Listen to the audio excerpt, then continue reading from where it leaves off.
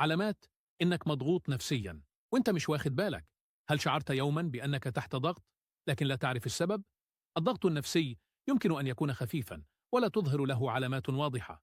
دعونا نستكشف علامات الضغط النفسي وكيف نكتشفها. الضغط النفسي يمكن أن يؤثر على حياتك اليومية.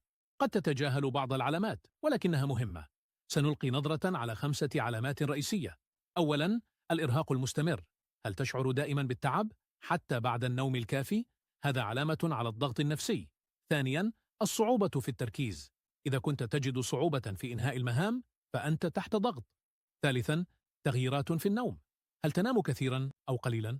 صعوبة النوم أيضا تشير للضغط. رابعا، تغييرات في الشهية.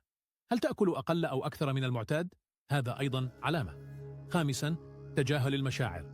إذا كنت لا تعبر عن مشاعرك فهذا مؤشر مهم.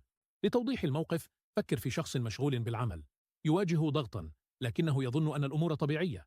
بعد فترة يبدأ في الشعور بالإرهاق والتعب دون سبب واضح. لذا احذر هذه العلامات. إذا شعرت بواحدة منها لا تتجاهلها. للتلخيص، الكلمات الأساسية هي الإرهاق، صعوبة التركيز، تغييرات النوم، الشهية، وتجاهل المشاعر.